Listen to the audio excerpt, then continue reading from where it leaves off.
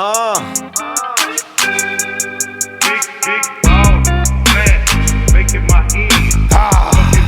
Week5 TV broadcasting from DC. Like and subscribe if you really try and see me. Oh, what a feeling talking sports like religion, no cap over here, man. It's all about business. Share the content, jump in the comments. Let's get it crack. All right, man. So here we go, man. Week number 4, as far as my picks are concerned, was horrible. Listen, bro.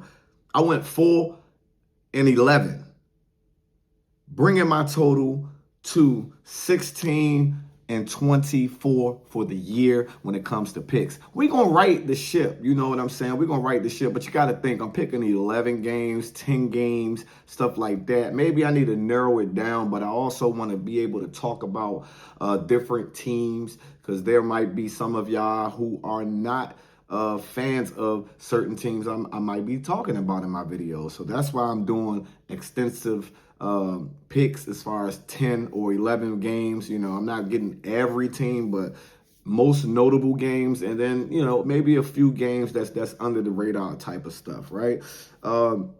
Starting off with the Seattle Seahawks, I told y'all I'll take the spread. The spread was 1.5. Seattle took care of business, 23-20 over the Cardinals. The Commanders, I told you that take the Commanders minus the 1.5. I was in the A. I made a video about that as well. Be sure to check that out, man. I need y'all to comment, flood that video. But the Commanders did not cover. The Commanders lost outright, 27-34. Vikings versus the Steelers. I said take the Vikings on the 2.5 point spread, and they did not cover, and they lost outright as well to the Steelers, 24-21. The Eagles and the Bucks. I thought that the Bucks can continue to streak against the Eagles because they have been beating the Eagles the last couple of seasons, and they could not cover the plus 3.5. The score was 31-25, Eagles. The Browns versus the Lions. I did say take the Lions minus the 8.5 points, and the Lions took care of the Browns easily, 34-10. Panthers versus the Patriots. Hey, the Panthers look good last week. I thought that taking the 5.5 would be a significant good choice. But the Patriots blew the doors off the Panthers, 42-13. The Jags and the 49ers. I'd say take the 49ers on the money line. Well, the Jags won outright, 26-21. Colts versus the Rams. I did say take the Rams on the spread. The spread was 3.5. The Rams took care of the Colts, 27-20. The Ravens versus the Chiefs. I thought the Ravens would get the ship righted, and they were minus 2.5 point favorites. I'd say take the Ravens on the spread, but the Chiefs won big, 37-20. The Packers and the Cowboys, probably the most entertaining game of the whole slate. I said take the Packers minus 6.5, but that didn't happen. That game went to overtime and finished in a tie.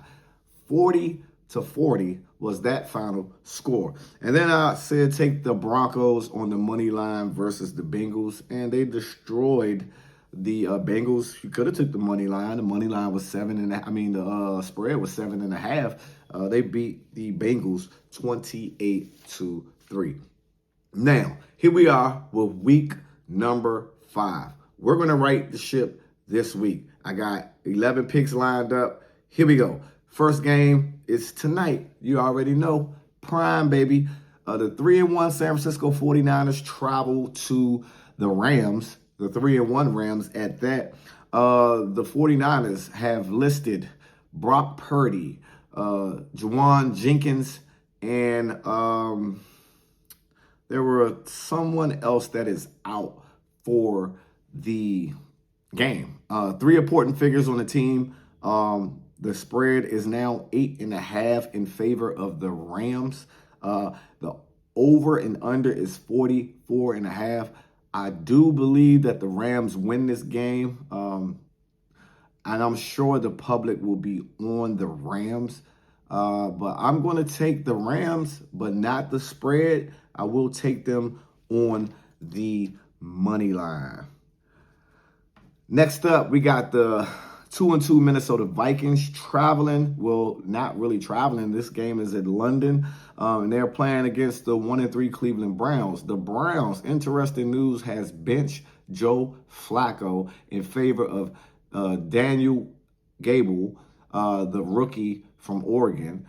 And the crazy thing about this is Joe Flacco goes to the number 2 quarterback on the depth chart, and Shedeur Sanders, for whatever reason, is still stuck at number 3. I would have thought once they decided to bench Joe Flacco that Shedeur will move up the chart and maybe Flacco will move back, because obviously Flacco is flacked out.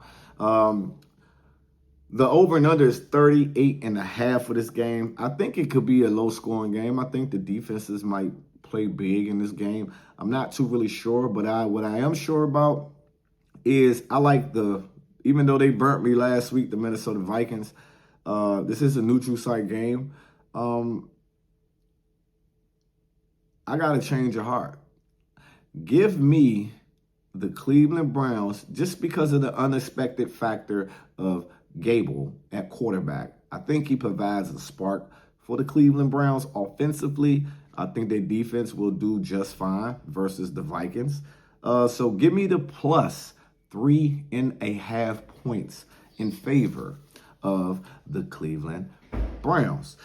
The 1-3 Raiders travel to Indianapolis to face the 3-1 Colts. Colts suffered their first defeat last week.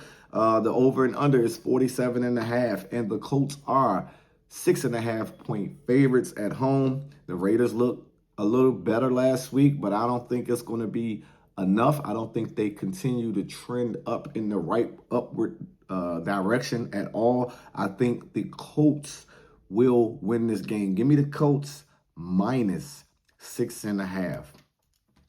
Then we have the Dallas Cowboys, 1-2-1 Dallas Cowboys traveling to New Jersey rather, to face the 0-4 New York Jets. Over and under is 47.5.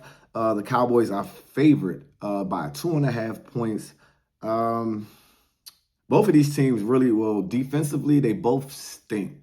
You would think Aaron Glenn ran a team, even though he's the head coach, but you would think that the defense would be, really just up to par. But I mean, the Jets, they ain't super bad on defense, but at the same time, their offense can be a lot stagnant. They don't have more than Garrett Wilson at the receiver. I mean, Breece Hall is a stud at the backfield. Justin Fields, he could be very explosive in the RPO game and just off-schedule plays, but I don't know what's going on with the Jets.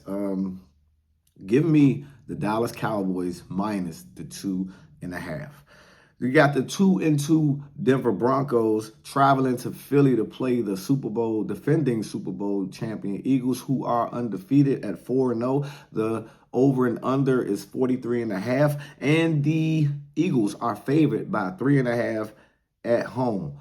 I do like this spot for the Broncos, but at the same time, I really think the Eagles are on a mission. The more that they're being talked about in the media, as far as A.J. Brown being disgruntled, this is all he said. It wasn't no post about the Eagles at all. But at the same time, there are a lot of things in the air. And it seems like when that is going on around the Eagles, then Jalen Hurts comes out and performs. And I expect the same from the Eagles. And give me the Eagles on the spread minus the 3.5. Then you got the 1-3 Houston Texans versus the 1-3 Ravens. Hey, this is all or nothing for the Ravens, I believe. They are really mum on the situation as far as Lamar Jackson goes. They haven't ruled him out yet. And the over and under for this game is 40.5. I want to take that under 40.5, but I would take the Ravens in this case. The Texans are favored by 2.5, which is crazy. So that's how you know that they are not too sure if Lamar will play or not. But I'm going to take that 40.5 under. Okay. You got the 3-1 Tampa Bay Bucks versus the 3-1 Seattle Seahawks.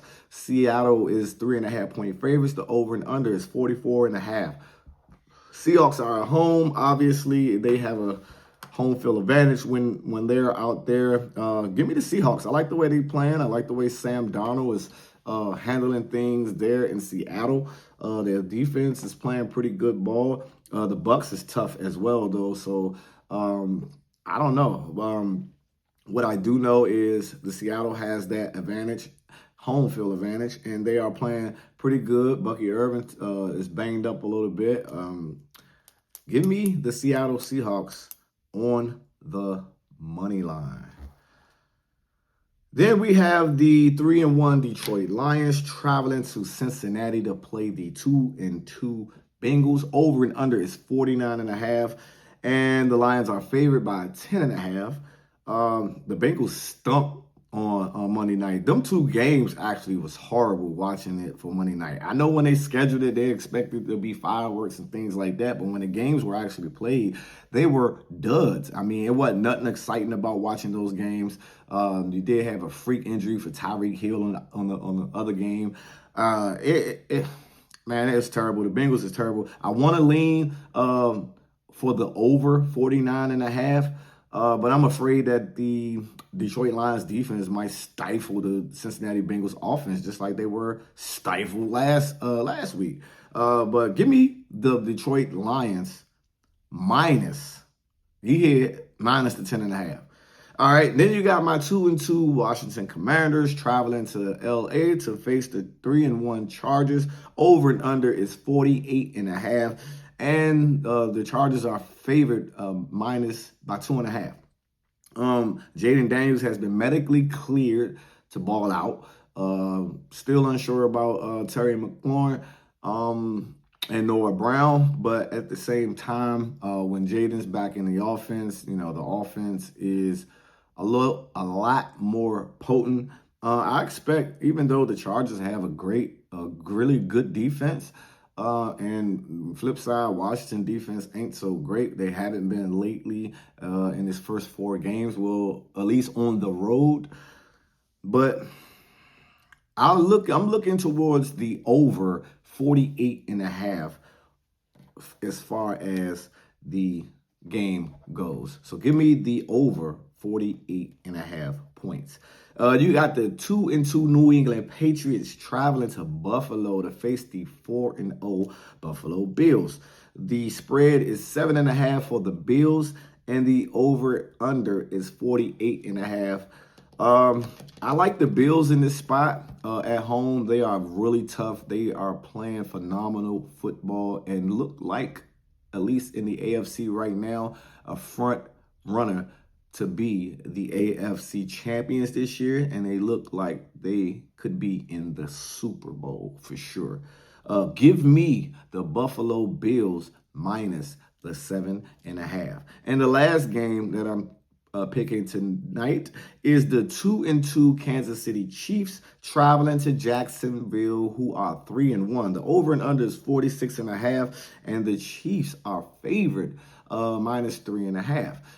I don't really know what to say about Jacksonville. I'm not too sure if they are for real as of yet. But right now, they are perfect at home, 2-0 at home. They're 3-1 overall. They have been playing decent ball. Their defense has definitely been stingy.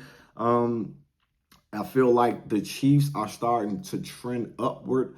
Mahomes got Worthy back, and Rice is not too far away as well. I think the Chiefs are starting to form what they have been when it comes to the AFC and in the National Football League at that for the last several years.